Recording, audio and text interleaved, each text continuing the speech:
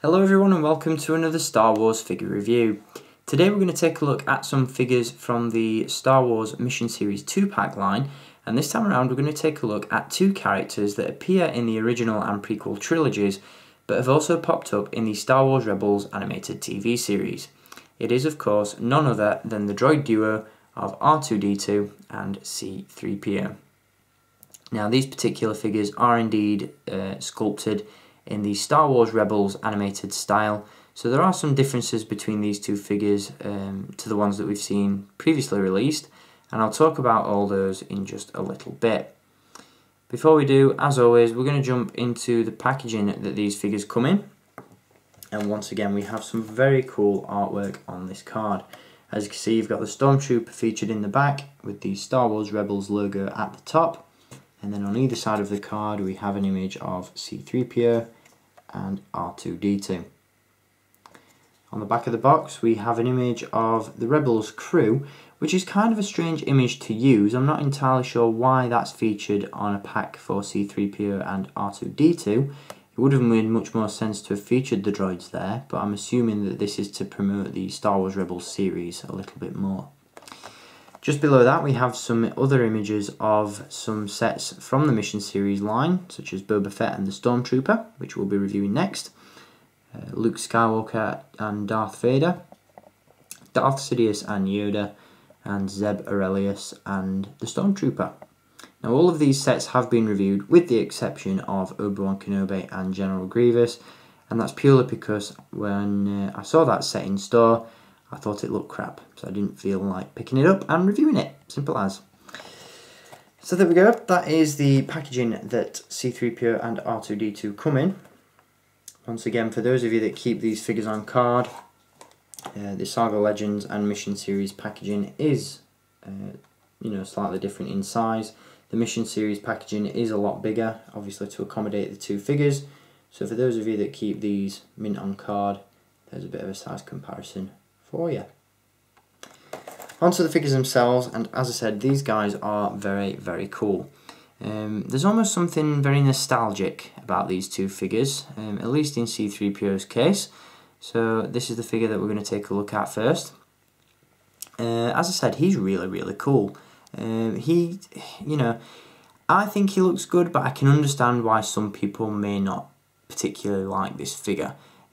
He's very, very skinny, and in terms of quality he doesn't quite meet the expectations that we've sort of had from previous C-3POs, from the Vintage Collection, the Saga Collection and other lines before that.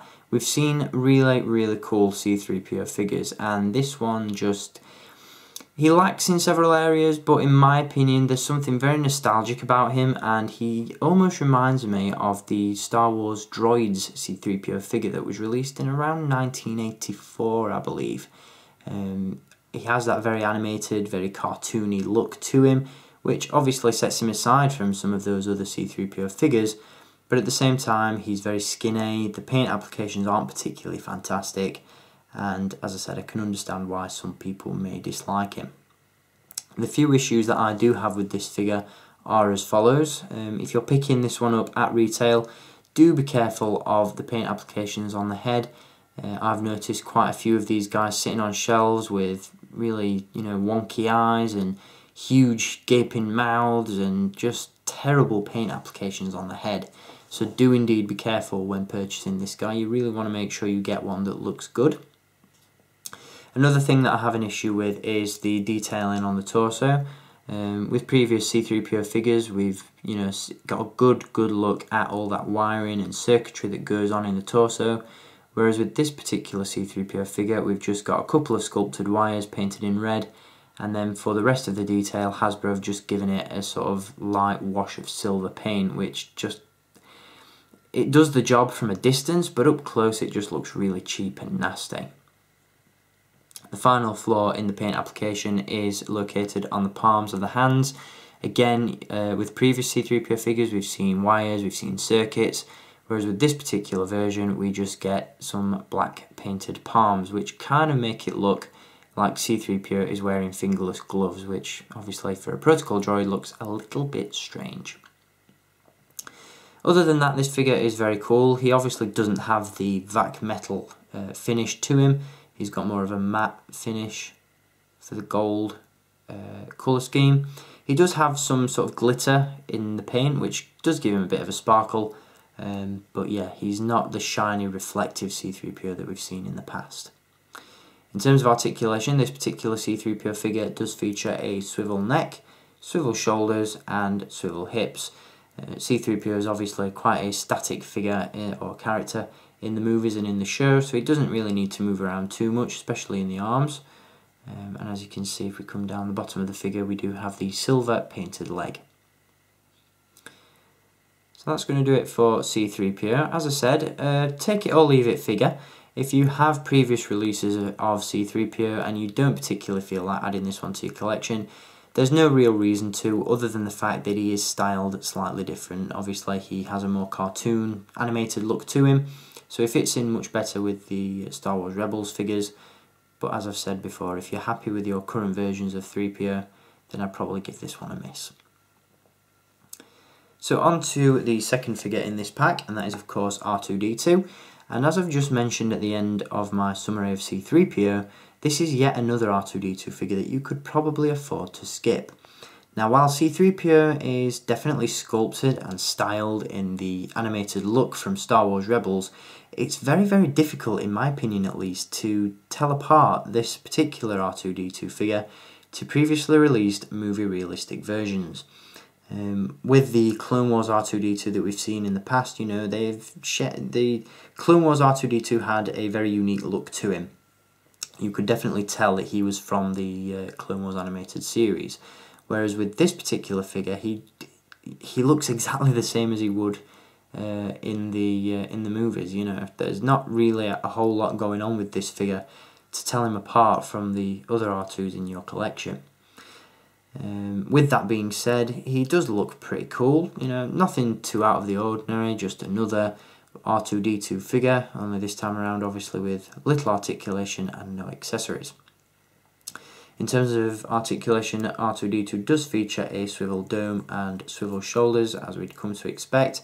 Like with Chopper that I've previously reviewed, there's no third leg on this figure and there are no wheels on the bottom either. So he's definitely a substandard R2-D2 figure compared to previous releases, but again, if you want to pick this guy up just to complete the Star Wars Rebels line, you know, there's nothing stopping you, but I wouldn't necessarily recommend it for R2-D2 collectors, because there's nothing really different about this guy.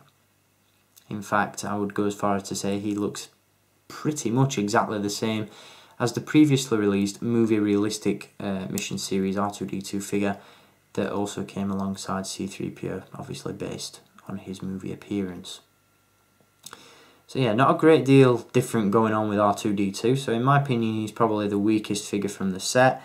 That true highlight of this pack is definitely C-3PO, but once again, going back to what I said earlier on, if you are happy with your current versions of C-3PO, there's no real reason to pick this guy up other than the fact he is sculpted in a different style.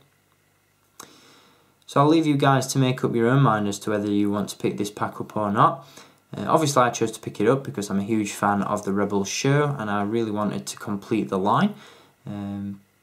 But yeah, I'm not going to, you know, 100% recommend it because it's really a take it or leave it kind of set. If you do want to pick this one up, however, you can do so via the link in the video description, which will take you to staractionfigures.co.uk, where you can order this set for a very, very good price. They do ship internationally, so check them out. So that's going to do it for this review on C-3PO and R2-D2 from the Star Wars Rebels Mission Series 2-pack range. And next up we'll be taking a look at one more Mission Series 2-pack, this time looking at a couple of characters from the original trilogy. So I hope you've enjoyed this review, guys, and I'll be back with some more very soon. Until then, as always, keep collecting, and may the Force be with you.